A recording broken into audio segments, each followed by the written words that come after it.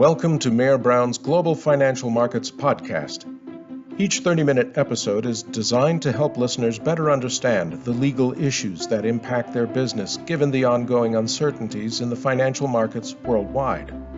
Speakers from across Mayer Brown's practices and offices provide their timely insights on a wide range of topics, including finance, financial services, and insurance regulatory developments, securitizations, and litigation in the United States, the United Kingdom, Europe, and Asia.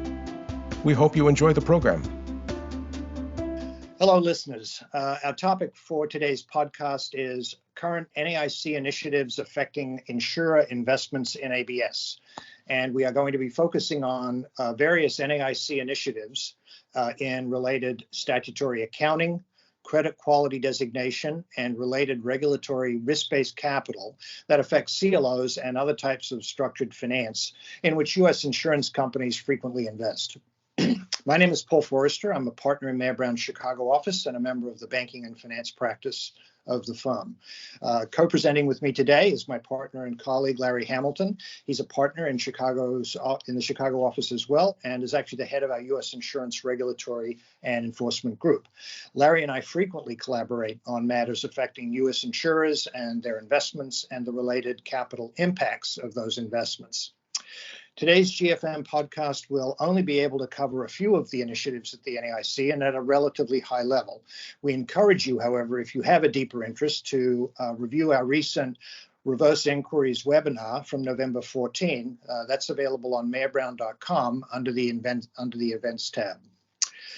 So with that, we're going to start with an introduction of the structure at the NAIC, and that, of course, stands for the National Association of Insurance Commissioners, and that's going to be given by Larry. So Larry, over to you. Thank you very much, Paul, and hello, everyone. The National Association of Insurance Commissioners, as Paul said, NAIC, is a standard-setting and regulatory support organization that is governed by the chief insurance regulators of the 50 U.S. states, District of Columbia, and 5 U.S. territories. It is very important because, unlike most other countries, the business of insurance in the United States is regulated primarily at the state level. So the NAIC's coordinating role is vital. The NAIC delegates its work to various committees, and then the committees have subunits under them at several levels. Our focus today is on the Financial Condition Committee, the so-called E Committee, and its subunits, because they coordinate the financial aspects of NAIC standard setting. At last count, the E Committee actually had 39 subgroups, but we're going to talk about 3 of them today, which have a key role in setting standards for the 3 topics that Paul highlighted. So first, the Statutory Accounting Principles Working Group, which we sometimes call by the acronym SAPWIG.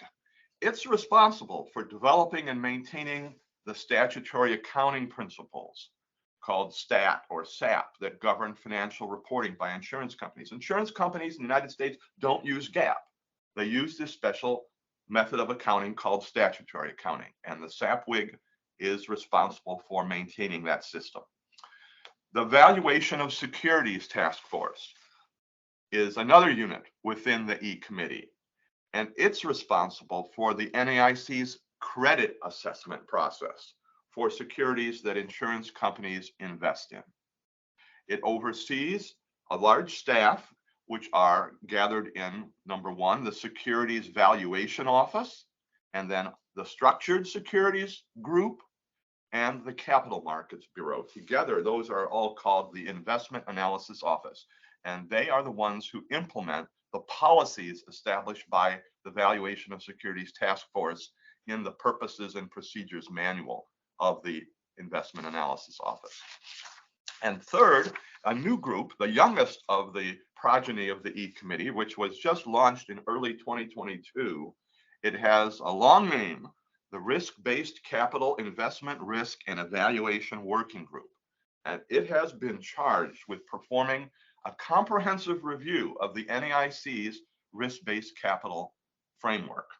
The risk-based capital system has been around for some time, and up until now, as structured securities became a common investment for insurance companies, they were treated for risk-based capital weighting purposes as if they were corporate bonds, simply grafted onto the existing system of assigning risk-based capital charges to investments that had already been used for corporate bonds. So, and that is driven by a rating, a credit quality type system, where obviously the higher the rating, the lower the capital charge. But this new committee, this new working group, as it's actually called, is charged with doing a review of how is the current risk-based capital RBC framework working for asset-backed securities, including CLOs, collateralized fund obligations, CFOs, and other similar securities, and particularly looking at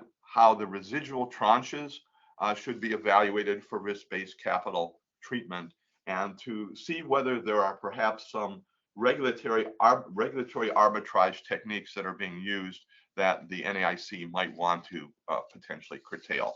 So now, understanding the roles of the players, you can't tell the players without the program. With those three, I'm going to turn it back to Paul to talk about the major NAIC project underway to define, for statutory accounting purposes, what is a bond.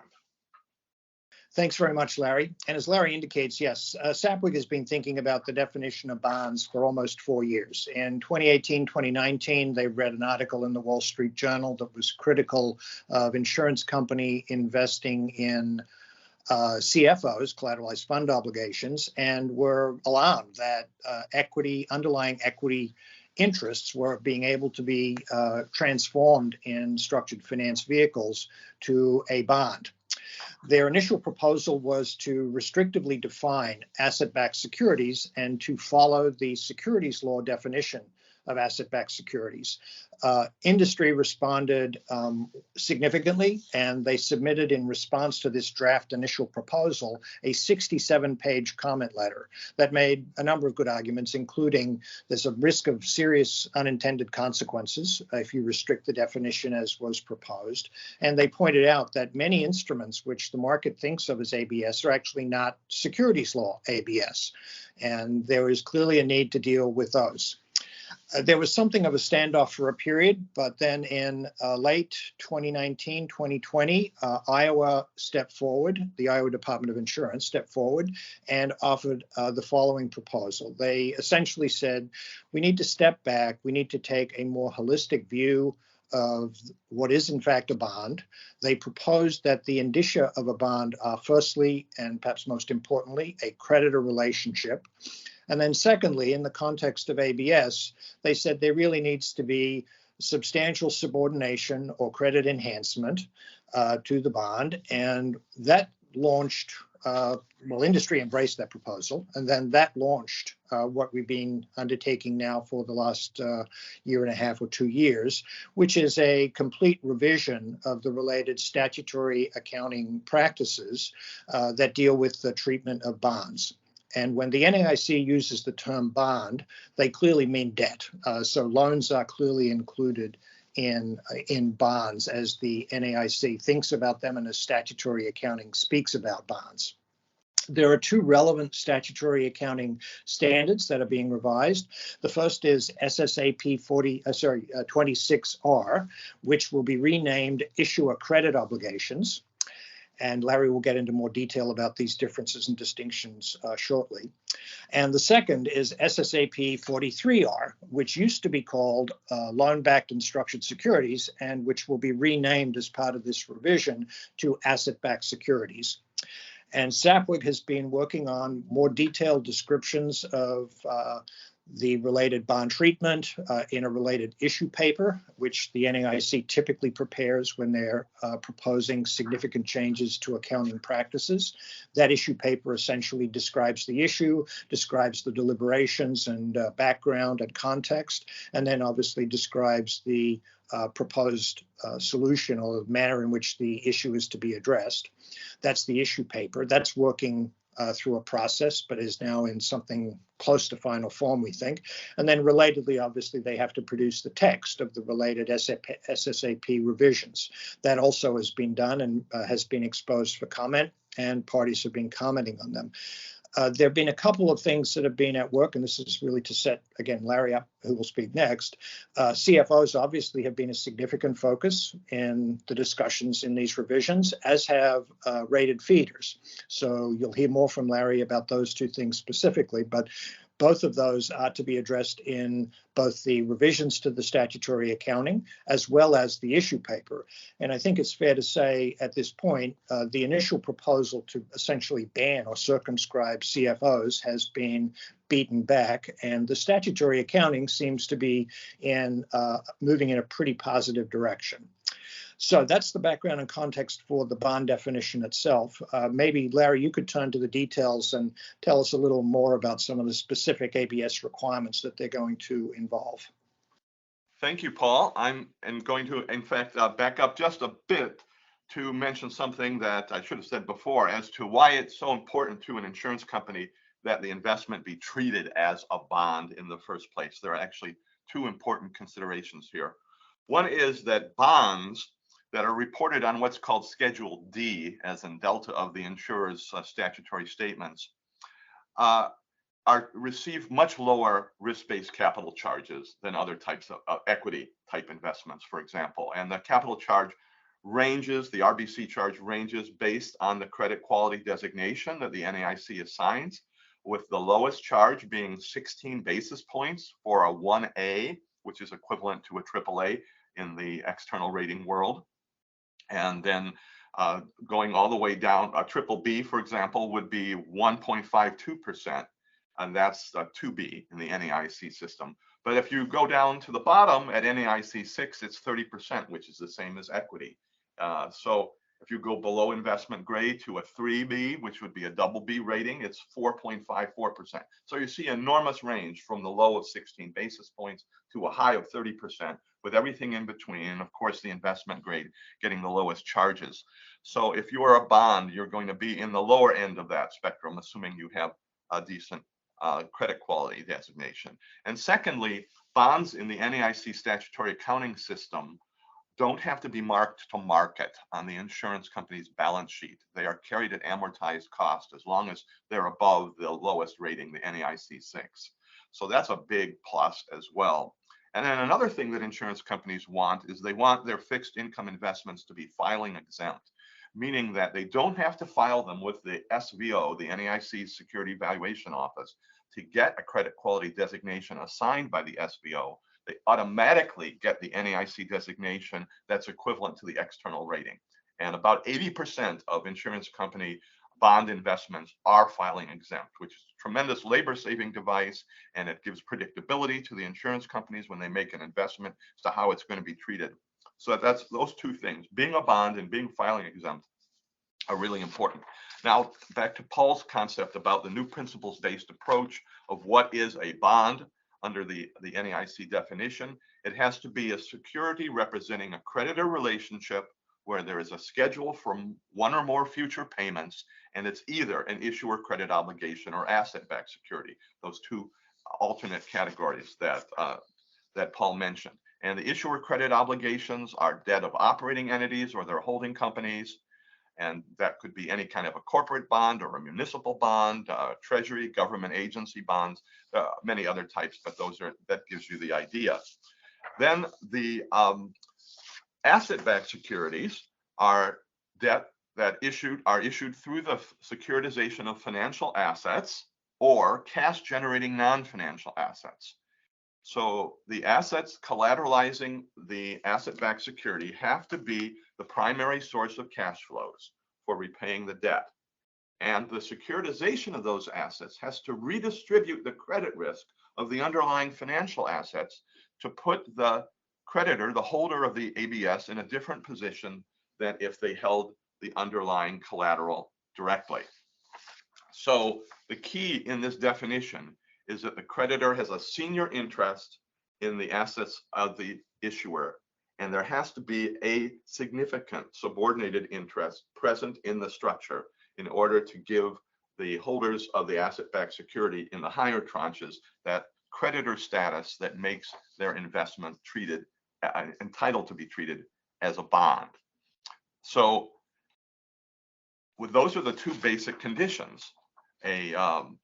financial assets or cash generating financial assets. Now, if it's cash generating financial assets, that's defined as assets that are expected at origination to generate a meaningful, quote, meaningful level of cash flows for repayment through other than just the sale or refinancing of the underlying assets. And the NAIC's approach will give a safe harbor that if less than 50% of the original principal relies on sale or refinancing of the underlying assets, then the meaningful criterion is deemed to be met. Now, if the ABS are backed by equity, and CFOs would be a prime example of that, then there are some special rules. To start with, there's a rebuttable presumption that a debt instrument that's collateralized by an equity interest is not going to be treated as a bond, because there is a question as to where is the creditor relationship that you need to have for bond treatment. But that presumption can be rebutted if there are characteristics of the underlying equity interest that lend themselves to producing predictable cash flows, and if you have the underlying equity risk sufficiently redistributed through the capital structure of the issuer for the benefit of the senior tranches. And you have to do a documented analysis to support that predictability of cash flows at origination in order to overcome the rebuttable presumption. So rated feeders, let's take a moment to look at those. Those would be an example if there is a rated feeder fund that feeds into a private fund, and that private fund itself is investing in underlying debt instruments like loans, for example, then here's a chance that you have to rebut that presumption that bonds that ABS backed by equity don't count as bonds by showing that the underlying interests do provide the cash flows, the predictable cash flows to service the debt. And the current drafts of what the SAPWIG is working on would allow for that kind of treatment, which is actually a very positive development. I'll turn it back to Paul to talk a little bit about some of the initiatives coming from the Valuation of Securities Task Force relating to CLOs. Thanks, Larry. Before turning to CLOs, just to note, the revisions to statutory accounting actually also include or contemplate much more granular reporting by insurance companies of these affected investments. So there is a parallel path process that's envisaged. And again, the likelihood is that there will be more granular reporting. So a lot of the somewhat questionable or colorably challenging transactions are going to be specifically called out in statutory statements. The other thing we should mention is the timing is something of a moving target. The SAPWIG had initially set as its deadline January 1st, 2024, although they have more recently revised that and pushed it out to January 1, 2025, before we actually have final rules that are adopted and in place. So it's still moving, we think, positively, but it's moving slowly. Anyhow, turning to CLOs. As Larry mentioned, filing exemption is crucial. The advantage of filing exemption is if you have an attractive third-party NRSRO rating, you can rely on that for the credit designation. You know that in advance of an investment in most cases, and so it's going to be beneficial to be able to claim filing exemption. The Financial Condition E Committee has exhibited some concern about the degree of reliance of the U.S. insurance industry on NRSRO ratings, and that obviously became acutely focused in the great financial crisis and the subprime mortgage problems, which were included. And there was that really hasn't gone away. So there is some hostility at very senior levels in the NAIC to both the reliance by insurance companies on NRSRO ratings. They're actually called credit rating providers on the official NAIC literature. And they have been taking steps over time to seriously review and question when and how filing exemption is used. The most recent case at hand where filing exemption is proposed to be removed is for CLOs. And the Structured Securities Group, which, as Larry mentioned, is part of the Investment Analysis Office, actually proposed to the Valuation of Securities Task Force that filing exemption for CLO investments by U.S. insurers be withdrawn. The consequence of that is that they then have to be submitted to the Securities Valuation Office for credit designation, again, as Larry described.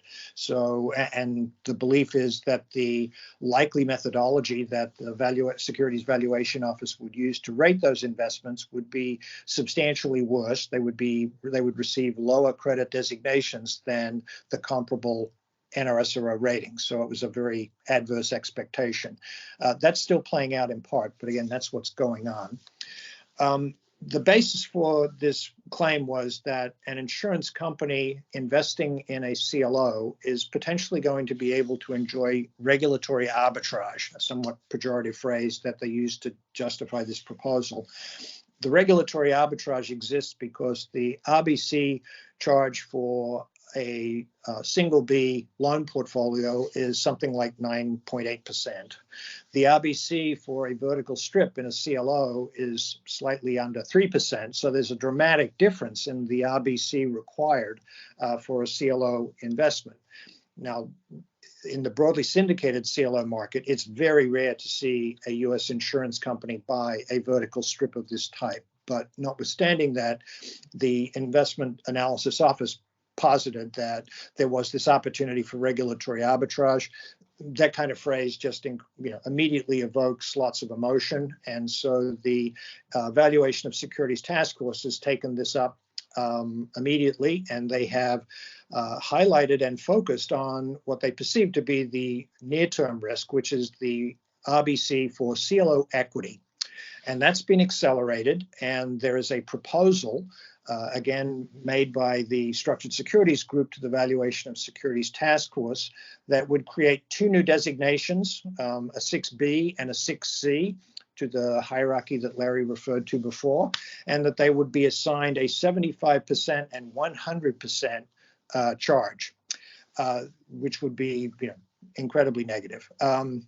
That proposal received a lot of industry pushback. And as a result, the Valuation of Securities Task Force slowed down their process in the proposal. They have referred the matter to the Risk-Based Capital Investment Risk and Evaluation Working Group, and they're working together now on coming up with the appropriate charge.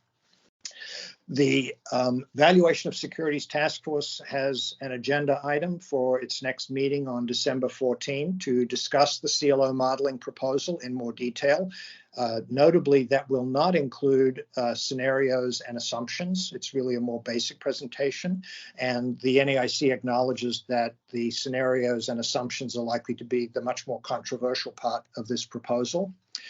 And the RBC IRE Working Group similarly has an agenda item to receive a presentation, again, at its meeting on December 14. That's the annual meetings, I think, of the NAIC, which is why this is going on. And they're receiving a presentation from the American Academy of Actuaries, to whom the RBC IRE Working Group reached out for help in understanding how CLO equity performs over time and to help them figure out what the right RBC charge should be. Those materials are all available on the NAIC websites under the various committee headings. They are included as meeting materials for these upcoming meetings, and I commend them to anybody with an interest in this subject. The modeling proposal, importantly, is also based on existing experience. Post the Great Financial Crisis, the insurance industry was faced with a substantial capital problem, with the rating agencies responding to the GFC by dramatically reducing their ratings on various transactions. That triggered a significant increase in potential regulatory risk-based capital for U.S. insurers. Their response was to go to their regulators to say, we think this is excessive, we think it's mostly timing, and we think that you should withdraw filing exemption for these investments and require that they be subjected to a model process, hire third-party people to help you figure out what the model should be. And that's in fact what happened. The NAIC removed filing exempt status for both RMBS and CMBS. They hired third parties to help them develop these models, and the industry uses those models today. What's being proposed now is while conceptually similar, different. No third party would be involved in vetting these models. The model is something which the Investment Analysis Office has constructed itself. It's not clear what types of deals they've seen, what work they've done. They've produced a number of stress tests, as they call them, but nobody's been able to replicate the portfolios on which they ran those tests or to replicate, obviously, the results. And clearly, there is going to be something of a substantial data exercise involved in industry sharing, their experience, and obviously that being hopefully accepted by the Investment Analysis Office in constructing a proper model and then properly populating it with scenarios and assumptions about things like, how and when people invest, what type of gain you can make if you're trading, particularly in distressed markets, the timing of reinvestments. There's a lot of detail that has to be worked out yet. But again, this is a significant change potentially from even the RMBS CMBS. The second significant difference is that there was no constraint in the RMBS and CMBS models to eliminate this regulatory arbitrage, which the NAIC talks about. They talk about it in two ways. They talk about it obviously in the straight up RBC regulatory arbitrage, but they also speak about it in the context of, again, reliance on third party ratings and their belief that in many cases, the ratings which transactions are receiving or obtaining don't reflect, quote, regulatory risk, unquote. They haven't been very forthcoming about the nature of that regulatory risk, but it's certainly something they frequently talk about. And again, it reflects this more general concern about the degree of reliance of the U.S. insurance industry on NRSRO ratings. Larry, I think, is going to talk more about this in a second. But the CLO modeling proposal is up and running. It's been proposed. Valuation Securities Task Force and Risk-Based Capital Investment Risk and Evaluation are collaborating closely on this. Not clear who holds ultimately the pen. They're not completely synchronized. I think it would be fair to say valuation of securities seems somewhat ahead of the risk-based capital group, but they're clearly now transparently collaborating. Again, we'll see what that means when we actually get to the point where we're exchanging real data with industry. But that's the summary of CLO modeling. And obviously the fear held by many is that one of two things happens. The model is just generally less favorable, and that will chill U.S. insurance company investors in investing in CLOs. Just for context, that could be a pretty significant event.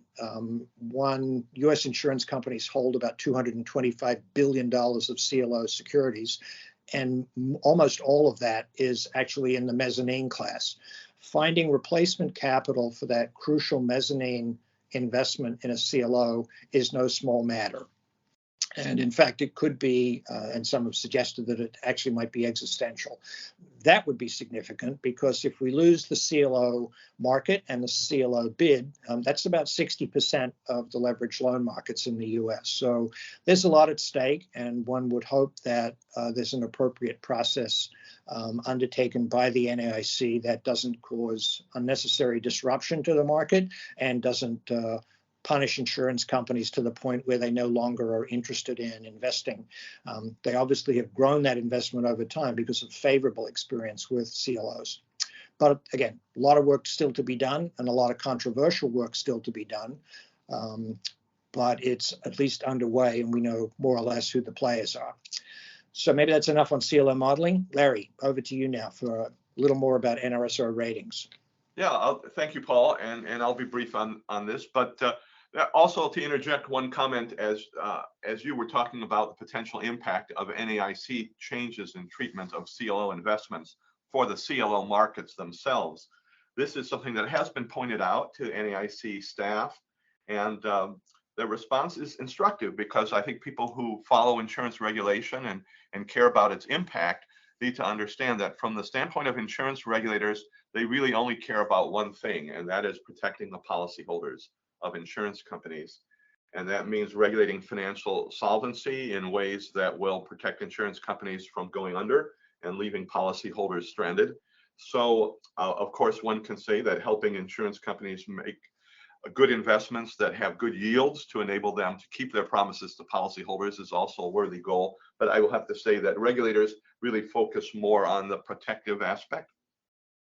So to say a couple words, that feeds right into the rating idea, because the NAIC staff at the Securities Valuation Office and the rest of the Investment Analysis Office, which includes the Structured Securities Group and the Capital Markets Bureau, have a suspicion of NRSRO ratings as to whether, as Paul said, they're taking into account all of the regulatory risks. And the filing exempt system relies on those ratings. I mentioned earlier, about 80% of insurance company investments in fixed income are filing exempt and just directly take those rating agency ratings and translate them to an NAIC designation. But the staff of the NAIC have been whittling away at that. They can do that in two ways. One, they've already been doing, which is to remove certain categories of securities from filing exempt status and say, you have to file those with us. You don't get to take the NRSRO rating. And they made that move a couple of years ago with what are called principal protected securities, where there's a variable component that references some other type of asset. And those now have to be filed and designated by the SVO itself. And there's a new proposal that's going to be floated for the first time at the December 14th meeting of the VOS, the Valuation of Securities Task Force, to actually remove filing exemption from what kind of investments they call structured equity and fund investments, which are those investments that have underlying equity interests. So in other words, those type of investments looks like they're squeaking through with the SAPWIG to be treated as bonds, but the Valuation of Securities Task Force is saying, okay, maybe you'll be bonds, but you won't be filing exempt bonds if this proposal is adopted. And at this point, it's just getting its first look from the Valuation of Securities Task Force. It's a long way from being adopted. I want to emphasize that. But it's another illustration of take away filing exemption from more and more types of investments and let the SVO do its own assessment. So that's one way they can whittle away at the use of external ratings. The other one is that this has already been added to the charges, the tasks assigned to the Valuation of Securities Task Force for 2023, which is to establish criteria to allow the staff of the NAIC discretion to be able to overrule the NAIC designation from the external rating and assess it themselves. So in other words, even if it's filing exempt, they still get to look at it and say, we disagree with the external rating on this one, and we're going to assign our own based on our own assessment. So the rules for that haven't been formulated, but coming up with rules is one of the tasks that VOS has been assigned to work on in 2023. So maybe that's enough on ratings. We have spent a lot of great time just scratching the surface of these issues. There are so many that we didn't talk about and others that we would have loved to talk about in more depth. But I'm going to turn it back to Paul to wrap us up. Thanks, Larry, and thank you to our audience for listening today. If you have questions about today's podcast or anything else related to today's topic, please don't hesitate to send us those questions by email using the address gfm@mayorbrown.com. Also, again, just to remind you, we did do a deeper dive into many of these questions. You look for the Reverse Inquiries webinar from November 14 on mayorbrown.com under the Events tab. That concludes our presentation today. Thank you all for listening, and we hope you'll be joining us again soon. We hope you enjoyed this program. You can subscribe on all major podcasting platforms. To learn about other Mayor Brown audio programming, visit mayorbrown.com/podcasts. Thanks for listening.